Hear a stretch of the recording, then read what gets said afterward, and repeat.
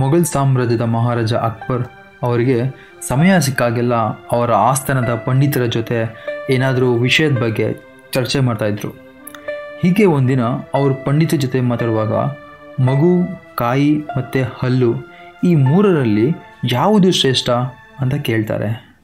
ಆಗ ಆಸ್ಥಾನದ ಪಂಡಿತರೆಲ್ಲರೂ ಒಬ್ಬರಾದ ಮೇಲೆ ಒಬ್ಬರು ಉತ್ತರ ಕೊಡೋಕ್ಕೆ ಶುರು ಮಾಡ್ತಾರೆ.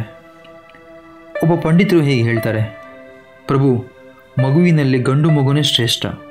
ಯಾಕೆ ಅಂದರೆ ಅವನು ಮುಂದೆ ಬೆಳೆದು ರಾಜ್ಕುಮಾರ ಆಗಿ ಇಡೀ ರಾಜ್ಯನ ರಕ್ಷಣೆ ಮಾಡಿ ಪ್ರಜೆಗಳನ್ನ ಖುಷಿಯಾಗಿ ನೋಡ್ಕೊಳ್ತಾನೆ.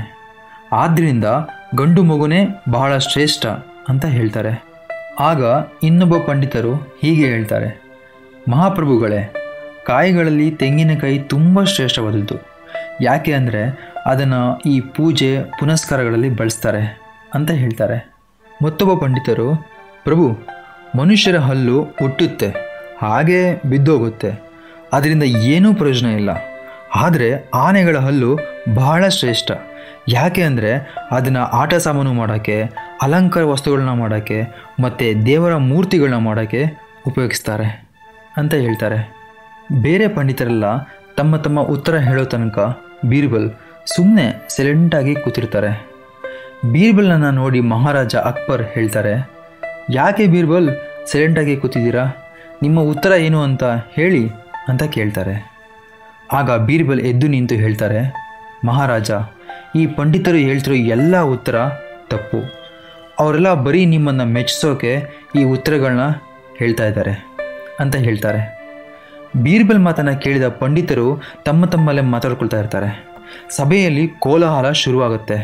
ಅಷ್ಟರಲ್ಲಿ ಮಹಾರಾಜ ಅಕ್ಬರ್ ಎಲ್ಲರನ್ನೂ ನಿಶಬ್ದಗೊಳಿಸಿ ಹೀಗೆ ಹೇಳ್ತಾರೆ, ಸರಿ ಬೀರ್ಬಲ್, ಹಾಗಾದರೆ ನಿನ್ನ ಉತ್ತರವನ್ನು ಸಾಕ್ಷಿ ಸಮೇತ ಪ್ರೂವ್ ಮಾಡಿ ಅಂತ ಹೇಳ್ತಾರೆ.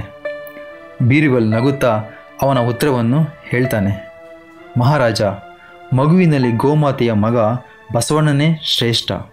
ಅವನು ಒಲವನ್ನು ಉಳಿದರೆ ಮಾತ್ರ ನಮಗೆ ಅನ್ನ ಸಿಗೋದು.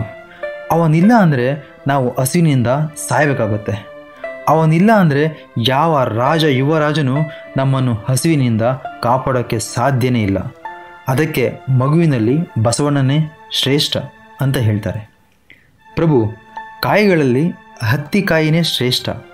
ಯಾಕೆ ಅಂದರೆ ಈ ಹತ್ತಿಕಾಯಿ ನೂಲಾಗಿ, ನೂಲು ಬಟ್ಟೆಯಾಗಿ ನಮ್ಮ ಮಾನನ ಮುಚ್ಚುತ್ತೆ, ನಮ್ಮ ಗೌರವವನ್ನು ಕಾಪಾಡುತ್ತೆ. ಇನ್ನು ಹಲ್ಲಿನಲ್ಲಿ ನೇಗಿಲ ಹಲ್ಲೇ ಶ್ರೇಷ್ಠ. ಯಾಕೆ ಅಂತ ನಿಮಗೆ ಗೊತ್ತಲ್ವಾ ಅಂತ ಹೇಳ್ತಾರೆ. ಬೀರ್ಬಲ್ನ ಜಾಣ್ಮೆಯ ಉತ್ತರವನ್ನು ಕೇಳಿ ರಾಜ ಅಕ್ಬರ್ಗೆ ತುಂಬಾ ಖುಷಿಯಾಗುತ್ತೆ. ಆದರೆ ಬೀರ್ಬಲ್ನ ಮತ್ತಷ್ಟು ಪರೀಕ್ಷೆ ಮಾಡಬೇಕು ಅಂತ ಅಕ್ಬರ್ ಕೇಳ್ತಾರೆ. ಬೀರ್ಬಲ್, ಹಾಗಾದರೆ ನೀನು ಹೇಳು, ರಾಜರಲ್ಲಿ ಶ್ರೇಷ್ಠರು ಯಾರು? ಹಾಗೆ ಗುಣಗಳಲ್ಲಿ ದೊಡ್ಡ ಗುಣ ಯಾವುದು? ಆಗ ಸಡನ್ನಾಗಿ ಅಲ್ಲಿ ಕೂತಿದ್ದ ಒಬ್ಬ ಪಂಡಿತ ಎದ್ದು ಅಕ್ಬರ್ನ ಮೆಚ್ಚಿಸೋಕೆ ಅಂತ ಹೀಗೆ ಹೇಳ್ತಾರೆ, ಪ್ರಭು, ಈ ಅಖಂಡ ಭಾರತಕ್ಕೆ ಚಕ್ರವರ್ತಿ ಆಗಿರೋ ನೀವೇ ಅತಿ ದೊಡ್ಡ ಚಕ್ರವರ್ತಿಗಳು.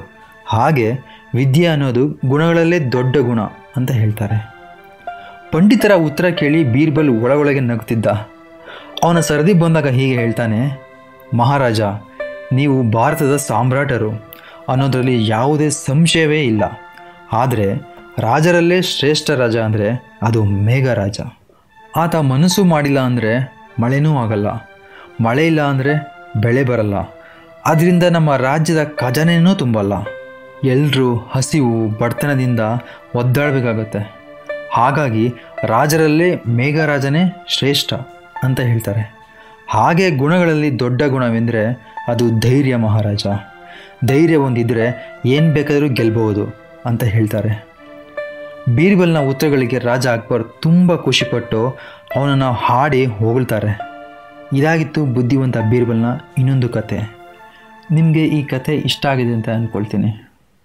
ಇದೇ ತರಹದ ಹೊಸ ಕಥೆಗಳಿಗೆ ನಮ್ಮ ಚಾನಲ್ಗೆ ಸಬ್ಸ್ಕ್ರೈಬ್ ಆಗಿ. ಧನ್ಯವಾದಗಳು.